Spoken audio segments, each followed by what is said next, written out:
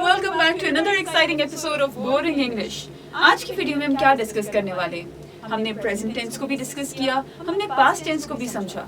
अब जो हम टेंस समझने वाले हैं वो हम इस जोक से भी समझ सकते हैं। वो कहता है, I killed a person, convert this sentence into future tense and the other person says you are going to jail. Definitely हम करने वाले हैं यूज फ्यूचर टेंस। फ्यूचर यानी मुस्तकबिल। हम लोग अक्सर टेंशन में रहते हैं, फ्यूचर के लिए टेंस्ड रहते हैं और फ्यूचर के बारे में सोच सोच के ही प्रेजेंट और पास्ट की चीज़ों को फिक्स करने की कोशिश करते रहते हैं। So we are today going to follow the future और हम देखेंगे कि फ्यूचर में हमारे लिए क्या रखा है। बहुत ही फिलोसॉफिकल हो गया, अंग्रेजी पढ़े हम ये देखने वाले हैं जी फ्यूचर टेंस किस तरह से लिखा जाता है। Simple. So welcome to the future. अच्छा, सबसे पहले तो हम बात करते हैं टाइमलाइन की, बल्कि इसको बंद करते हैं। आप मुझे बताओ, आपको क्या लगता है कि अगर ये टाइमलाइन होगी तो ये था पास्ट, ये हो गया नाउ या प्रेजेंट, तो फ्यूचर कहाँ लाई करना चाहिए? Obviously after now. ठीक है जी, ये हो गया फ्यूचर। पास्ट, नाउ और आफ्टर नाउ। नाउ के अगर फौरन बाद में यहाँ पे भी कहूँ ना कि मैं एक काम करने वाली हूँ, आई एम अबाउट टू या आई विल, तो वो लाई करेगा फ्यूचर में।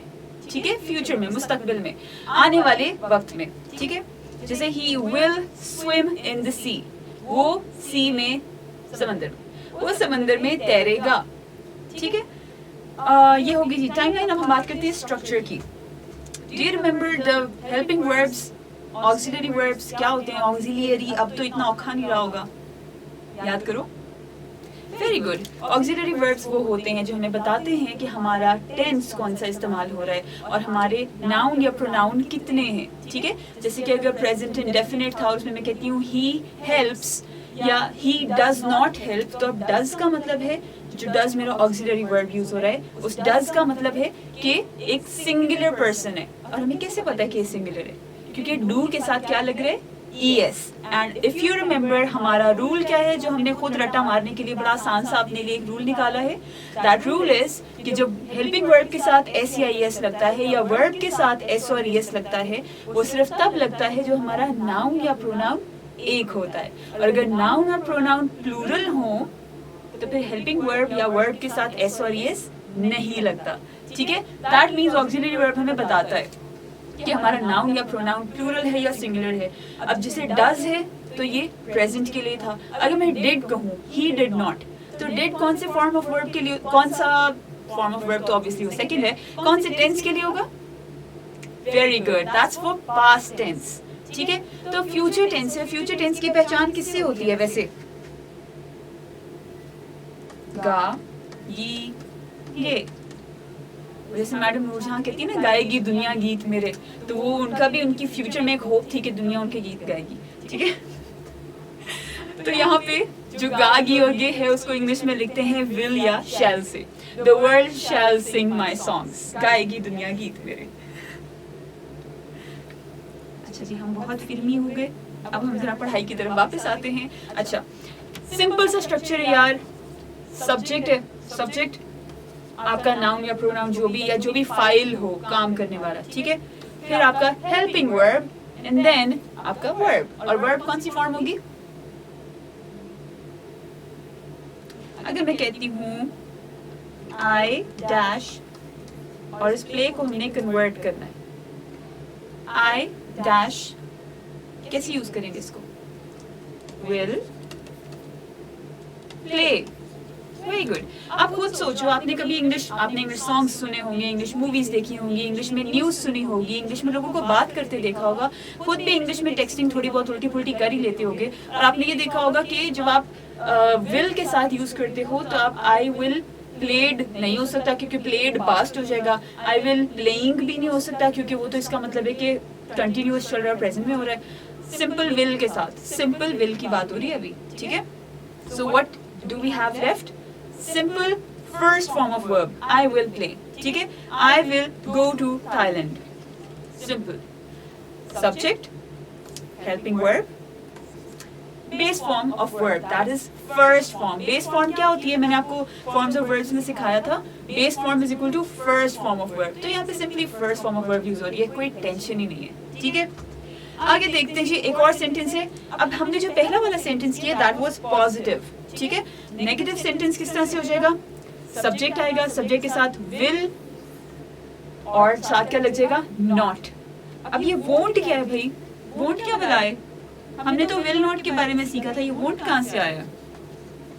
और मुझे इतनी इंग्लिश तो आती नहीं है, तो मुझे आप ही बताओगे, जरा सोचो, याद करो। अच्छा, अब क्योंकि मैं आपकी बात, आवाज तो शायद ना सुन सकूं, लेकिन मैं आपके माइंड से जरूर थोड़ा बहुत रिलेट कर पा रही हूँ। So just think about it, ये वोंट क्या है?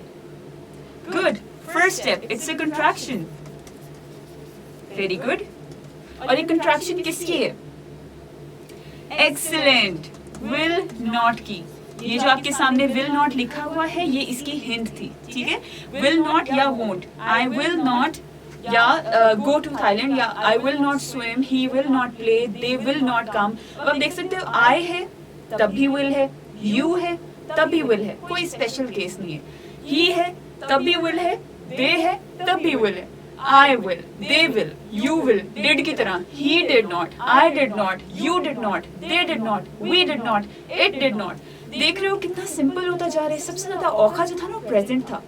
अगर अपने प्रेजेंट को ठीक कर लो, लाइफ का जनरल रूल है, प्रेजेंट को ठीक कर लो तो जो माजी में खराबियां हैं वो भी ठीक हो जाएंगी और मुस्तकबिल तो वैसे ही बेहतर हो जाएगा। तो बस हाल पे फोकस करो, हाल सबसे टफ है, उस पे फोकस करो, बाकी सब मस्का है, ठीक है।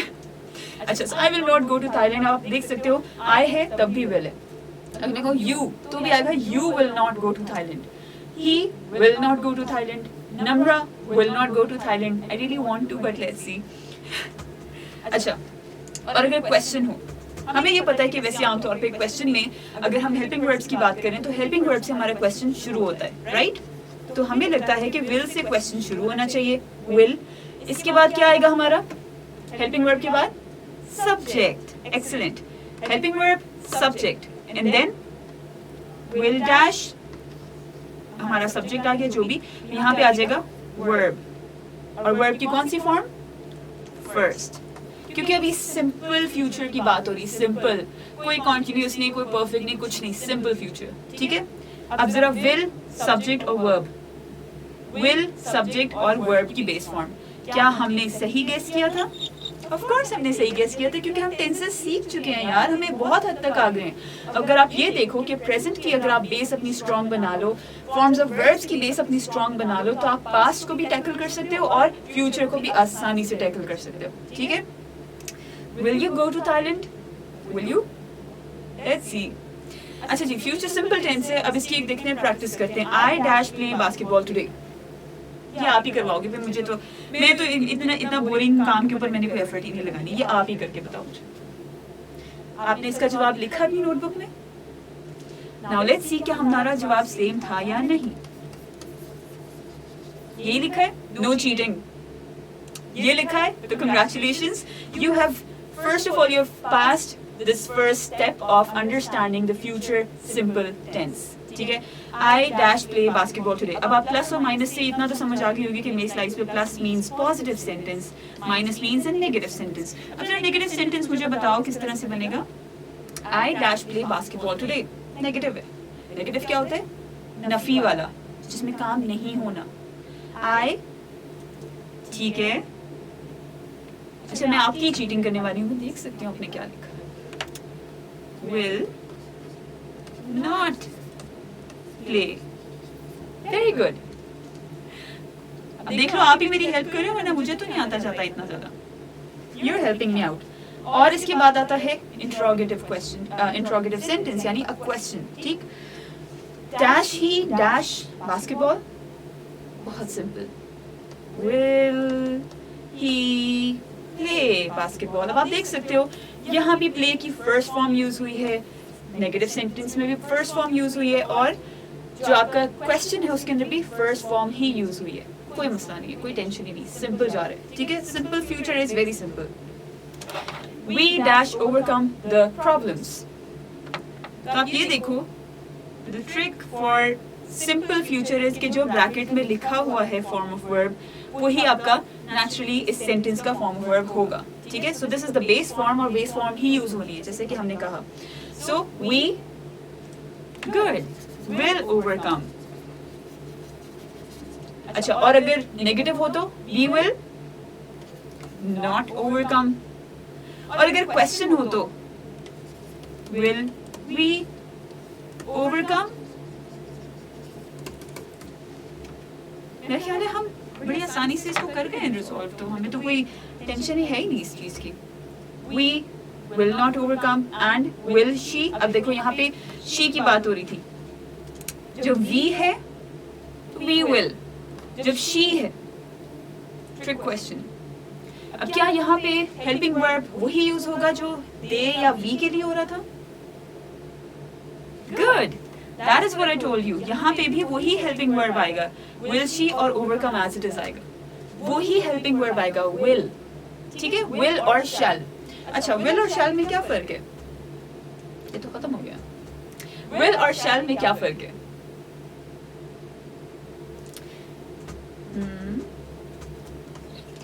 मुझे जरा बताइएगा, आपको क्या पता है विल और शैल के बारे में?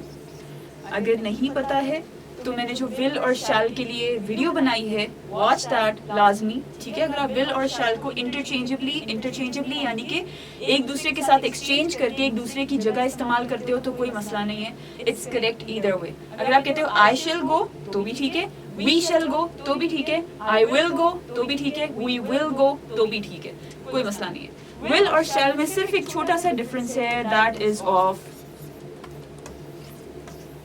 टोन। सो जो शैल का वर्ड है ये ओल्ड इंग्लिश में यूज होता था, पुरानी इंग्लिश में, जैसे कि उर्दू में भी बहुत सारे अल्फाज हैं जो इस वक्त ज़ेर इस्तेमाल नहीं है। ठीक है, इसी तरह से इंग्लिश में भी ऐसे वर्ड्स हैं जो कि अब ज़ेर इस्तेमाल नहीं है या कम हो गया उनका यूजेज, या सिर्फ फॉर्मल इंग्लिश में चला गया। फॉर्मल कौन सी होती है? ऑफिशियल, जिसके अंदर आपने किसी से सीरियस टोन में, रिस्पेक्टफुल वे में, इज्जत बाइज्जत तरीके से, इज्जत देने वाले तरीके से बात करनी होती है। ठीक है, तो आई शैल गो नाउ, ये आप तब कहोगे जब आप किसी सीनियर से, किसी एडल्ट से, किसी एज में किसी बड़े इंसान से आपके इजाजत मांग रहे हो कि मैं अब आपकी इजाजत चाहूंगा, तो आप उसको इंग्लिश में कैसे कहोगे या चाहूंगी? आप कहोगे आई शैल गो नाउ। ठीक है, या शैल आई गो नाउ अगर आप पूछ रहे हो, या आप सिंपल सेंटेंस बोलते हो कि अब मैं आपकी इजाजत चाहूंगी, सेंटेंस फुल स्टॉप। लेकिन क्या मैं जा सकती हूँ, क्या मुझे जाने की इजाजत है? Shall I go now. इसी तरह से I shall be thankful to you, आपने आमतौर पे ये सेंटेंस लिखा होगा एप्लीकेशंस में। एप्लीकेशंस आपको याद होगा 9th 10th में, या इस तरह से जो हम सेंटेंसेस एप्लीकेशंस या लेटर्स लिखते हैं और टीचर से रिक्वेस्ट कर रहे होते हैं कि मुझे छुट्टी दे दें, 2 यौम की रुख्सत इनायत फरमाएं, एन नवाजिश होगी। तो ये जो एन नवाजिश होगी है ना, इसका इंग्लिश ऑल्टरनेटिव होता है I shall be thankful to you. जो शैल भी है वो वहाँ पे यूज होता है जहाँ आप रिस्पेक्ट दे रहे होते हो। अगर आप विल भी यूज करोगे तो आप डिसरिस्पेक्टफुल नहीं हो जाते। विल और शैल इंटरचेंजेबली एक दूसरे की जगह इस्तेमाल हो सकते हैं, कोई मसला नहीं है। ठीक है, this was all for simple future tense. अब हम आगे जाके देखते हैं कि what we have in the usages of future simple tense in our basic communication. I'll see you in the next video. Till then आपने क्या करना है, फ्यूचर टेंस के सेंटेंसेस बनाने आपने 10, और वो कैसे बनाने हैं कि आपने जो प्रेजेंट 5 प्रेजेंट और 5 पास्ट के सेंटेंसेस को करना है कन्वर्ट।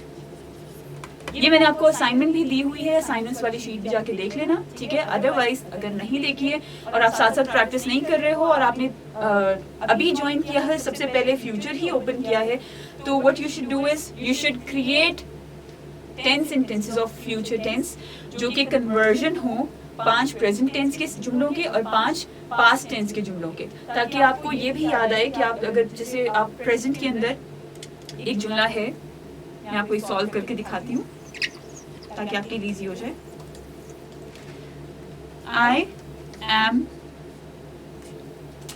आई प्ले, सिंपल, बिल्कुल अभी सिंपल रखते हैं, आई प्ले। ठीक है, ये है जी सिंपल प्रेजेंट,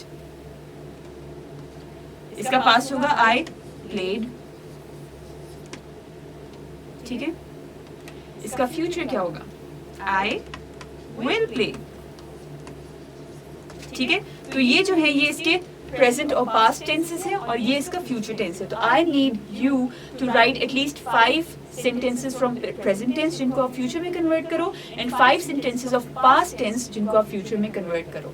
ठीक है, I will see you in the next video. Keep practising and cheating नहीं करनी. Please keep practising. This is helpful for you only. All the best.